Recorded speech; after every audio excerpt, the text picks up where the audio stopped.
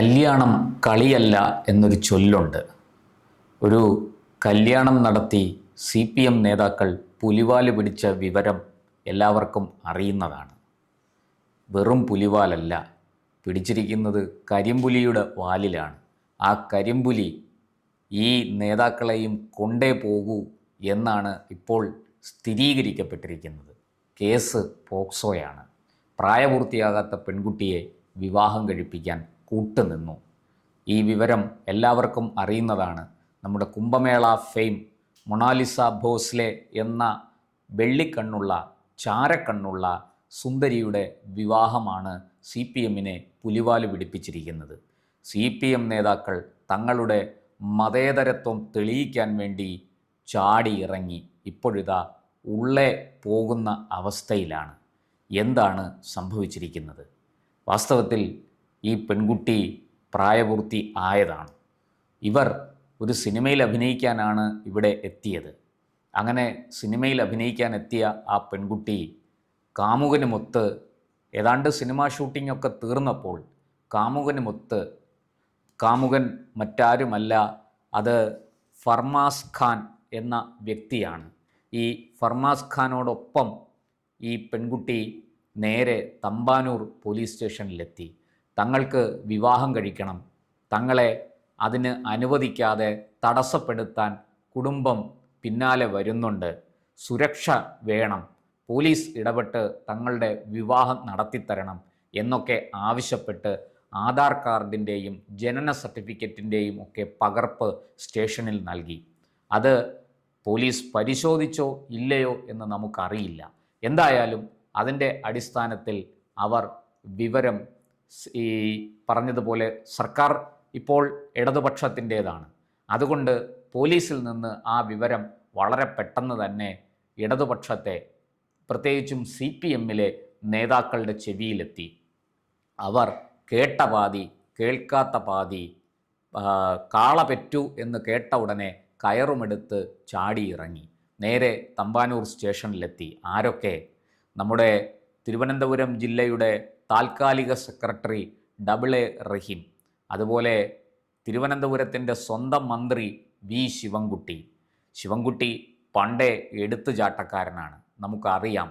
നിയമസഭയിൽ അദ്ദേഹം നടത്തിയ കയ്യാങ്കളി ലോകം മുഴുവനും കണ്ടതാണ്. കാള പെറ്റു എന്ന് കേൾക്കണ്ട, കാള എന്ന് മാത്രം കേട്ടാൽ മതി, അദ്ദേഹം കയറുമെടുത്ത് ഓടിപ്പാഞ്ഞ് വരും. പിന്നീട് പാർട്ടിയുടെ സംസ്ഥാന സെക്രട്ടറി MV ഗോവിന്ദൻ. കാരണം അങ്ങോളം ഇങ്ങോളം രാജ്യം മുഴുവനും ഞങ്ങൾക്ക് തെളിയിക്കണമല്ലോ, CPMനെ പോലെ മതേതരത്വമുള്ളൊരു പാർട്ടി വേറെയില്ല. കോൺഗ്രസ്സൊക്കെ വെറുതെ മതേതരത്വം പറയുകയാണ്, പറച്ചിലിൽ മാത്രമേ ഉള്ളൂ. യഥാർത്ഥ മതേതരത്വം ഞങ്ങൾക്കാണ് ഉള്ളത്. അതുമാത്രമോ, ശരിയായ മുസ്ലിം ന്യൂനപക്ഷ സംരക്ഷകർ ഞങ്ങൾ മാത്രമാണ്. കോൺഗ്രസ് മുസ്ലിങ്ങളെ ചതിക്കും, വഞ്ചിക്കും, വേണമെങ്കിൽ ഒറ്റുകൊടുക്കും. ഇത് തെളിയിക്കാനുള്ള ഒരു അവസരം കൂടിയായി ഗോവിന്ദനും കൂട്ടർക്കും ഈ സംഭവം. അവർ ഓടിയെത്തി മൊണാലിസയെയും കാമുകൻ ഫർമാസ് ഖാനെയും ഏറ്റെടുത്തു. നേരെ പൂവാറിനടുത്ത് അരുമാനൂരുള്ള നൈനാർ ക്ഷേത്രത്തിലെത്തിച്ചു. ഇത് പാർട്ടി ഭരിക്കുന്ന ക്ഷേത്രമാണ്. അവിടുത്തെ ഭരണസമിതി പാർട്ടിയുടെ നിയന്ത്രണത്തിലാണ്. അവിടെ വെച്ച് ഹിന്ദു ആചാരപ്രകാരം വിവാഹം നടത്തി. എങ്ങനെ ഒരു മുസ്ലിം ചെറുപ്പക്കാരൻ ഹിന്ദു പെൺകുട്ടിയെ ഹിന്ദു ആചാരപ്രകാരം ഏത് നിയമത്തിൻ്റെ അടിസ്ഥാനത്തിൽ, എന്ത് വകുപ്പ്, എന്ത് ചട്ടം എന്നൊന്നും ചോദിക്കരുത്. വകുപ്പും ചട്ടവുമൊക്കെ CPM തീരുമാനിച്ചു, നിങ്ങൾ അംഗീകരിച്ചു കൊള്ളുക. അങ്ങനെ ഒരു മുസ്ലിം ചെറുപ്പക്കാരൻ ഒരു ഹിന്ദു പെൺകുട്ടിയെ ഹിന്ദു ആചാരപ്രകാരം വിവാഹം കഴിച്ചു. എന്നിട്ട് വലിയ രീതിയിൽ നിരന്ന് നിന്ന് ചിത്രങ്ങളെടുത്ത് ഫേസ്ബുക്കിലും ട്വിറ്ററിലും എന്നുവേണ്ട സകലമാന സോഷ്യൽ മീഡിയ പ്ലാറ്റ്ഫോമുകളിലും ഇട്ട് അർമാദിച്ചു. ഇതാ കണ്ടോ യഥാർത്ഥ കേരള സ്റ്റോറി. അതായത് കേരളത്തിൽ മുസ്ലിം ചെറുപ്പക്കാരെ വിവാഹം കഴിക്കാൻ ആഗ്രഹിക്കുന്ന ഹിന്ദു പെൺകുട്ടികൾക്ക് കേരളത്തിൽ വന്നാൽ ഞങ്ങൾ വിവാഹം നടത്തിത്തരും, ഞങ്ങൾ അവരെ സംരക്ഷിക്കും, നിങ്ങളെ ആരും തൊടില്ല, നിങ്ങൾക്കൊരു പോറൽ പോലും ഏൽക്കില്ല, ഒരു ശക്തിക്കും നിങ്ങളെ വേർപിരിക്കാൻ കഴിയില്ല. ഇതാണ് യഥാർത്ഥ കേരള സ്റ്റോറി. ഇങ്ങനെയാണ് CPM നേതാക്കൾ ഈ വിഷയത്തെ പ്രചരിപ്പിച്ചത്. വിഷയം എന്തു തന്നെ ആകട്ടെ, ഒരു പെൺകുട്ടിയും ഒരു ചെറുപ്പക്കാരനും തമ്മിൽ പ്രണയത്തിലാണ്. അവർക്ക് പ്രായപൂർത്തിയായി. ജാതിയും മതവും ഒന്നും അവിടെ തടസ്സമാകാതിരിക്കാനാണ് നിയമം, സ്പെഷ്യൽ മാരേജ് ആക്ട് എന്നൊരു നിയമം കൊണ്ടുവന്നിരിക്കുന്നത്. നമ്മുടെ രാജ്യത്തെ ഭരണാധികാരികൾ വിഡ്ഢികളല്ല. അവർ വളരെ മുൻകൂട്ടി ഇതൊക്കെ കണ്ടുകൊണ്ടാണ് അന്ന് ഈ നിയമത്തിന് രൂപം കൊടുത്തത്. അങ്ങനെ, അതായത് ഏത് ജാതിയിലും ഏത് മതത്തിലും പെട്ടവർക്ക് പരസ്പരം ഇഷ്ടപ്പെട്ടാൽ, അനുരാഗബദ്ധരായാൽ, പ്രണയമുണ്ടായാൽ അത് വിവാഹത്തിൽ കലാശിക്കണം. അങ്ങനെ വിവാഹം ചെയ്യാൻ, പരസ്പരം വിവാഹം ചെയ്യാൻ ആഗ്രഹിക്കുന്ന ഒരു പെൺകുട്ടിക്കും ഒരു യുവാവിനും ഒരു തടസ്സവുമില്ലാതെ വിവാഹം നടത്താൻ വേണ്ടി ആവിഷ്കരിച്ച നിയമമാണ് സ്പെഷ്യൽ മാരേജ് ആക്ട്. അതനുസരിച്ചാണെങ്കിൽ നമ്മൾ രജിസ്റ്റർ ഓഫീസിൽ പോയി അവിടെ അപേക്ഷ നൽകണം. നമ്മുടെ ഫോട്ടോയും അഡ്രസ് പ്രൂഫും, അതായത് മേൽവിലാസം തെളിയിക്കുന്ന, നമ്മുടെ വയസ്സ്, പ്രായം തെളിയിക്കുന്ന സർട്ടിഫിക്കറ്റുകളുടെ അറ്റസ്റ്റ് ചെയ്ത കോപ്പി അവിടെ നൽകണം. ഒറിജിനൽ സബ് രജിസ്ട്രാറെ കാണിക്കണം. അങ്ങനെ കാണിച്ച് അദ്ദേഹം അത് പരിശോധിച്ച് അതിനകത്ത് മായമില്ല, അതിനകത്ത് തട്ടിപ്പില്ല എന്ന് ബോധ്യപ്പെട്ടാൽ രണ്ടുപേരുടെയും വിവാഹം ഇന്നു തൊട്ട് 30 ദിവസം കഴിയുമ്പോൾ സാധുവാകും എന്ന് പറഞ്ഞ് അവരൊരു നോട്ടീസ് ഇടും സബ് രജിസ്ട്രാർ ഓഫീസിൽ. ആ നോട്ടീസിൽ ഈ പയ്യൻ്റെയും പെൺകുട്ടിയുടെയും അഡ്രസ്സും അതുപോലെ അവരുടെ ഫോട്ടോയും എല്ലാ വിവരങ്ങളും കാണിച്ചുകൊണ്ടാണ് ഈ വിവരം, ഈ നോട്ടീസ് പതിക്കുന്നത്. മാത്രമല്ല, അവിടെ ആ നോട്ടീസിനോടൊപ്പം ഒരു കാര്യം പ്രഖ്യാപിക്കും. ആർക്കെങ്കിലും എതിർപ്പുണ്ടെങ്കിൽ 30 ദിവസത്തിനകം അത് റിപ്പോർട്ട് ചെയ്യണം. 30 ദിവസം കഴിഞ്ഞു പോയാൽ പിന്നെ അതിന് സാധുതയില്ല, അതിന് വിലയില്ല. ഈ ദമ്പതികൾ, ഈ വിവാഹം കഴിച്ചവർ ശരിയായ ഭാര്യാഭർത്താക്കന്മാരായി തീരും. അതിനെ തടയാൻ ലോകത്താർക്കും സാധിക്കില്ല. ഇതാണ് സ്പെഷ്യൽ മാരേജ് ആക്ട്. ഇവിടെ ഒരു ഹിന്ദു പെൺകുട്ടി ഒരു മുസ്ലിം പയ്യനെ വിവാഹം കഴിക്കുന്നു. എങ്ങനെ ഒരു മുസ്ലിം ആചാരം പ്രകാരമോ ഹിന്ദു ആചാരപ്രകാരമോ ഒരു ഹിന്ദു പെൺകുട്ടിക്ക് ഒരു മുസ്ലിം പയ്യനെ വിവാഹം കഴിക്കാൻ കഴിയില്ല. ഹിന്ദു ആചാരപ്രകാരമാണെങ്കിൽ രണ്ടുപേരും ഹിന്ദു മതത്തിൽ വിശ്വസിക്കുന്നവരാകണം, ഹിന്ദു മതത്തിൽ ഔദ്യോഗികമായി പെടുന്നവരായിരിക്കണം. അതുപോലെ മുസ്ലിം മാരേജ് ആക്ട് അനുസരിച്ചാണെങ്കിൽ രണ്ടുപേരും ഇസ്ലാം വിശ്വാസികളും മുസ്ലിം മതത്തിൽ ഉൾപ്പെട്ടവരും ആയിരിക്കണം. അല്ലാതെ വിഭിന്ന മതങ്ങളിൽപ്പെട്ടവരെ ഏതെങ്കിലും ഒരു മതത്തിൻ്റെ നിയമം വെച്ചുകൊണ്ട് ആ വകുപ്പും ചട്ടവും ഉപയോഗിച്ച് വിവാഹം കഴിപ്പിക്കാൻ സാധിക്കില്ല. ഇന്ത്യയിലെ നിയമം അതാണ്. അതുകൊണ്ടാണ് സ്പെഷ്യൽ മാരേജ് ആക്ടിന് നമ്മുടെ ഭരണഘടനാ ശില്പികൾ അല്ലെങ്കിൽ നമ്മുടെ അന്നത്തെ ഭരണാധികാരികൾ, നമ്മുടെ പൂർവികർ രൂപം നൽകിയത്. ഇവിടെ അതൊന്നും ബാധകമല്ല. ക്ഷേത്രത്തിൽ കൊണ്ടുവച്ച് വിവാഹം നടത്തി. ഇപ്പോഴിതാ ഈ പെൺകുട്ടിയുടെ അച്ഛൻ ഇവിടെ വന്നു, ഈ കുട്ടിയെ കാണാൻ ശ്രമിച്ചു, കണ്ടു. അതിനെ തിരിച്ചു കൊണ്ടുപോകാൻ അദ്ദേഹം പെൺകുട്ടിയോട് സ്നേഹപൂർവ്വം അനുനയിപ്പിക്കാൻ ശ്രമിച്ചു. പക്ഷേ അവൾ വഴങ്ങിയില്ല. ഈ അച്ഛനെ പോലീസും പാർട്ടിക്കാരും CPMകാരും ചേർന്ന് വിരട്ടി എന്നാണ് പുറത്ത് പ്രചരിക്കുന്ന കഥകൾ. അത് എത്ര സത്യമാണ് കള്ളമാണ് എന്ന് നമുക്ക് അറിയില്ല. പക്ഷേ ഈ മനുഷ്യൻ നിരാശനായി ദുഃഖിതനായി തിരിച്ചു നാട്ടിലേക്ക് പോയി. അദ്ദേഹം പറയുന്നത് മകൾക്ക് പ്രായപൂർത്തിയായിട്ടില്ല എന്നാണ്, തൻ്റെ കൈവശം രേഖകളുണ്ട് എന്ന് അദ്ദേഹം പറഞ്ഞെങ്കിലും കേരള പോലീസും പാർട്ടിക്കാരും ഒന്നും വഴങ്ങിയില്ല.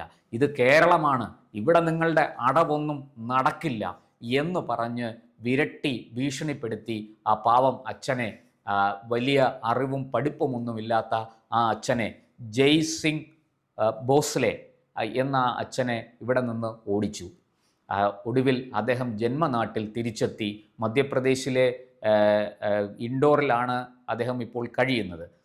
ഈ കുട്ടി ജനിച്ചിരിക്കുന്നത് മഹേശ്വർ എന്ന സ്ഥലത്തെ നിമാർ, അവിടുത്തെ ഒരു കമ്മ്യൂണിറ്റി ഹെൽത്ത് സെൻ്ററിലാണ് ഈ കുട്ടിയുടെ ജന്മമുണ്ടായിരിക്കുന്നത്. അത് 30/12/2009 എന്ന് തെളിയിക്കുന്ന രേഖകൾ സഹിതം അദ്ദേഹം പോലീസിൽ പരാതി നൽകി. ഈ പറഞ്ഞതുപോലെ ജയ്സിംഗ് ഭോസ്ലെയും ഭാര്യ ലതാ ഭോസ്ലെയും ആണയിട്ട് പറയുന്നു മകൾക്ക് പ്രായപൂർത്തിയായിട്ടില്ല എന്ന്. അവർ രേഖകൾ സഹിതം മധ്യപ്രദേശ് പോലീസിന് പരാതി നൽകിയതിൻ്റെ അടിസ്ഥാനത്തിൽ മധ്യപ്രദേശ് പോലീസ് കേസെടുത്തു എന്നാണ് നമ്മുടെ വാർത്താ ചാനലുകൾ റിപ്പോർട്ട് ചെയ്തിരിക്കുന്നത്. അങ്ങനെയെങ്കിൽ വകുപ്പ് പോക്സോയാണ്. പ്രായപൂർത്തിയാകാത്ത പെൺകുട്ടിയെ നിർബന്ധിച്ച് വിവാഹം കഴിപ്പിക്കുക. ഈ പറയുന്നത് പോലെ പ്രേമം നടിച്ച്, നമുക്കറിയില്ല ഇവർ തമ്മിൽ പ്രേമത്തിലാണോ അല്ലയോ എന്നൊന്നും നമുക്കറിയില്ല. അച്ഛൻ പറയുന്നു മകളെ സിനിമയിൽ അഭിനയിപ്പിക്കാൻ എന്ന പേരിൽ കൊണ്ടുപോയി ചതിയിൽപ്പെടുത്തിയതാണ് എന്ന്. നമുക്കറിയാം ചെറിയ പ്രായമാണ്. പെൺകുട്ടികൾ ഈ സമയത്ത് പ്രണയത്തിൽപ്പെടുന്നത് സ്വാഭാവികമാണ്. അങ്ങനെ പ്രണയത്തിൽപ്പെട്ടാൽ പിന്നെ അതിന് കണ്ണും മൂക്കുമൊന്നുമില്ല. ആര് പറഞ്ഞാലും കേൾക്കില്ല. അവർ ആ പ്രണയത്തിൽ ഉറച്ചു നിൽക്കും. ജീവിതം പിന്നെയും ബാക്കി കിടക്കുന്നു. ഇങ്ങനെ പ്രണയിച്ച പലരുടെയും തിക്താനുഭവങ്ങൾ നമുക്കറിയാം. വിജയിച്ചതും ലോകത്തുണ്ട്. പക്ഷേ തിക്താനുഭവങ്ങളാണ്, തിരിച്ചടി ലഭിച്ചവരാണ് കൂടുതലും. ഇങ്ങനെയുള്ള പ്രണയങ്ങളിൽ കുടുങ്ങി ജീവൻ നഷ്ടപ്പെട്ട പെൺകുട്ടികൾ വരെയുണ്ട്. ചതിക്ക് ഇരയായ പെൺകുട്ടികൾ വരെയുണ്ട്. ഇതിൻ്റെയൊക്കെ പല വാർത്തകളും പുറത്തു വന്നിട്ടുണ്ട്. ഇവിടെ ഇപ്പോൾ ഈ മൊണാലിസ ഭോസ്ലെ പ്രായപൂർത്തിയായ ഒരു പെൺകുട്ടിയാണോ അല്ലയോ എന്നതാണ് തർക്കം. മധ്യപ്രദേശ് പോലീസിൻ്റെ കയ്യിലുള്ള രേഖകൾ ശരിയാണെങ്കിൽ തീർച്ചയായിട്ടും CPM നേതാക്കൾക്ക് അത് വലിയ കുരുക്കാകും. നേമത്ത് മത്സരിക്കാൻ പത്രിക സമർപ്പിച്ചിരിക്കുന്ന ശിവൻകുട്ടിക്ക് തെരഞ്ഞെടുപ്പ് പര്യടനത്തിന് ഇറങ്ങാൻ കഴിയുമോ? അതോ മധ്യപ്രദേശിലെ ഏതെങ്കിലും ഒരു ജയിലിൽ ഗോതമ്പുണ്ട കഴിച്ച് കിടക്കേണ്ടി വരുമോ എന്ന ചോദ്യവും ട്രോളന്മാർ ഉയർത്തുന്നുണ്ട്. ഇതൊക്കെ സോഷ്യൽ മീഡിയയിൽ ഇപ്പോൾ വലിയ ചർച്ചയായിരിക്കുകയാണ്. MV ഗോവിന്ദൻ അങ്ങോളം ഇങ്ങോളം പാറശാല മുതൽ മഞ്ചേശ്വരം വരെ തെരഞ്ഞെടുപ്പ് പ്രവർത്തനങ്ങൾ ഏകോപിപ്പിച്ചുകൊണ്ട് LDF സ്ഥാനാർത്ഥികളെ വലിയ വിജയത്തിലേക്ക് നയിച്ച് ഭരണം നിലനിർത്താൻ പെടാപ്പാടുപെടുന്നതിനിടയ്ക്കാണ് ഇങ്ങനെയൊരു കുരിശ് കയറി വന്നിരിക്കുന്നത്. അതുപോലെ തന്നെ A റഹീം ആകസ്മികമായി കിട്ടിയതാണ് താൽക്കാലിക സെക്രട്ടറി പദവി. ആ കസേരയിൽ ഒന്ന് അമർന്നിരിക്കാൻ കഴിയുന്നതിന് മുമ്പ് തന്നെ റഹീമിനെ മധ്യപ്രദേശ് പോലീസ് പൊക്കുമോ എന്ന ചോദ്യമാണ് സോഷ്യൽ മീഡിയയിൽ ഉയർന്നുകൊണ്ടിരിക്കുന്നത്. എന്തായാലും മൊണാലിസ ഭോസ്ലെയുടെയും ഫർമാസ് ഖാൻ്റെയും വിവാഹം ഒരു വലിയ വിവാദമായി തീർന്നിരിക്കുന്നു.